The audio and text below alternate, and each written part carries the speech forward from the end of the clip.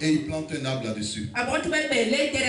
Bien aimé, lorsque cette communion est mise en place, cela veut dire que l'avenir de cet homme dépend de l'arbre qui a été planté sur le placenta.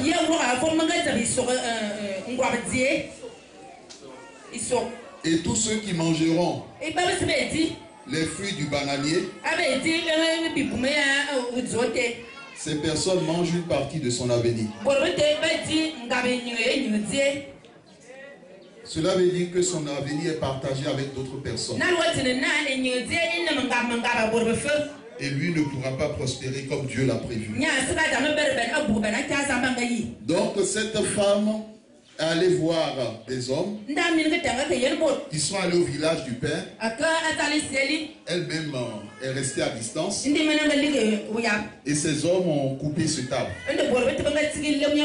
Le père qui dormait dans la chambre s'est réveillé brusquement parce qu'il a constaté que quelque chose s'est passé. Et quand il est allé vers les arbres qu'il a plantés, il a vu que l'arbre de cette fille n'était plus là.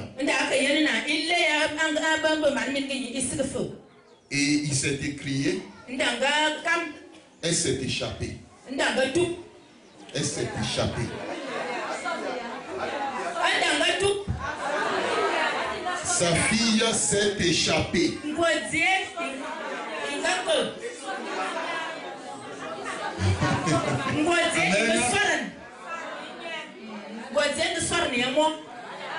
Amen. Amen. Amen. Est-ce qu'on peut acclamer pour la Seigneur du Seigneur? Au nom du Seigneur.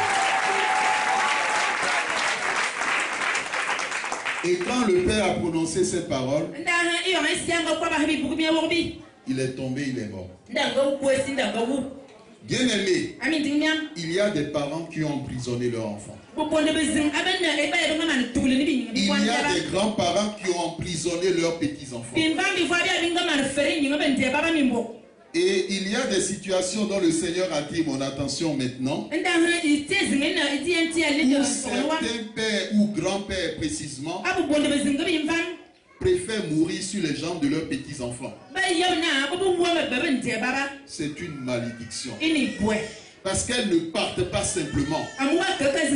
Parce qu'elles peuvent mourir devant leur enfant. Mais elles choisissent de le faire avec leur petit-fils. Ou avec leur petite-fille. Parce qu'elles savent qu'en ce moment, elles pourront transférer la malédiction sur la vie de cette personne. Et qu'elles pourront emporter cette personne avec eux. C'est ce qui fait que ces personnes, ils rêvent de leur grand-père ou de leur grand-mère décédée. Parce que ce dernier a mis en place un lien entre les vivants et les morts. Et ce lien doit être brisé au nom de Jésus.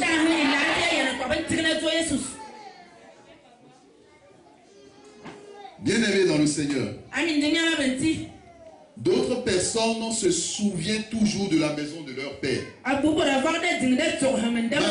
qu'ils n'y habitent plus.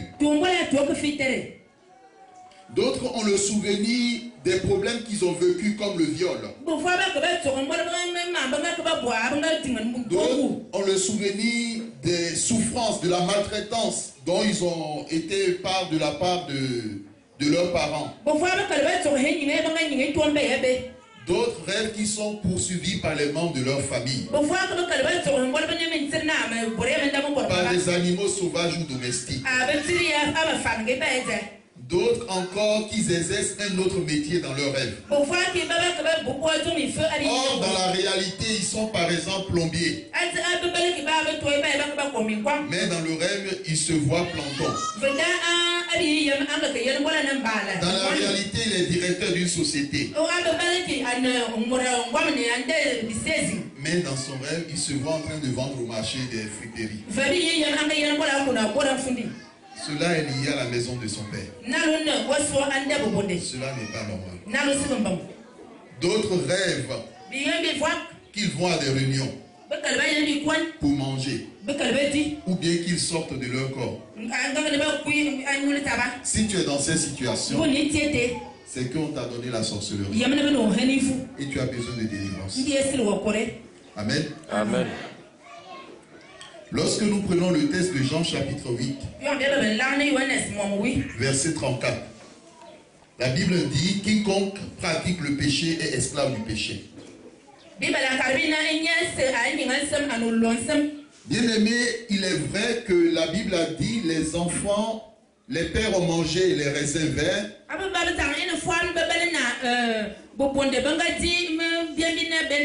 Et on ne dira plus les dents des enfants ont été agacées. Mais comprenons que la malédiction est une autre chose. Parce qu'elle se tend sur les générations. Elle se tend sur 3 à 4 générations. Et la bénédiction sur 1000 générations. Bien-aimé, la Bible dit celui qui renverse une muraille sera mordu par un serpent. Et c'est Salomon qui le dit. Et posons-nous la question. Lorsqu'une muraille est fissureuse et qu'un serpent passe par cette muraille et entre dans la maison, est-ce qu'il ira simplement vers le père qui est à l'origine de la fissure, ou bien la première personne qu'il rencontrera, il s'en prendra à la personne? La vipère entre dans la maison. Il n'entre pas pour faire du bien, mais pour mordre.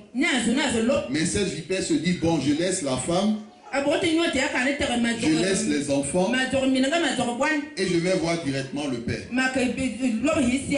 Non, ça ne se passe pas comme ça. Même si c'est le père qui a mis en place la fissure dans la muraille,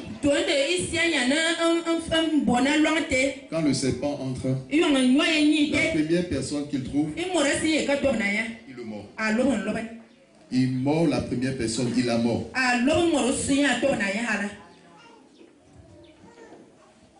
Bien aimé, lorsqu'il y a une brèche, une fissure, les démons mettent en programme sur pied un programme sur ta vie. Un projet selon leur vision et selon leur mission. Un projet selon leur vision et leur mission. Et vous saviez, tout prisonnier est obligé d'accomplir les corvées qui lui sont confiées.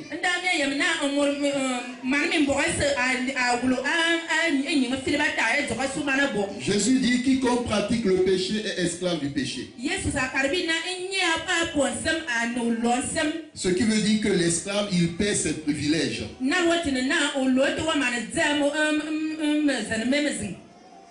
Nous vous avons parlé lors du séminaire de cet enfant qui a été conçu après l'adultère de son père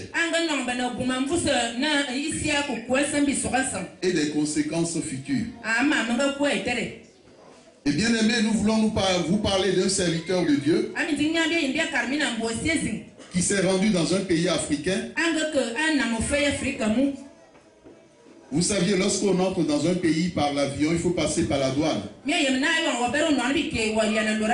Il a fait les formalités. Et la première nuit qu'il passait dans ce pays, pendant qu'il dormait, il se retrouve dans un aéroport. Et les gens font encore une deuxième formalité. Et lui posent des questions. Comment tu t'appelles? Tu viens d'où? Qu'est-ce que tu viens chercher dans ce pays? Et ces traces que tu as sur ton corps, ça vient d'où? Ces blessures, ça vient d'où? Lorsque Dieu dit à Abraham: sors de ton pays, Dieu parlait d'une réalité spirituelle. Parce que dans ce pays, il y avait une douane spirituelle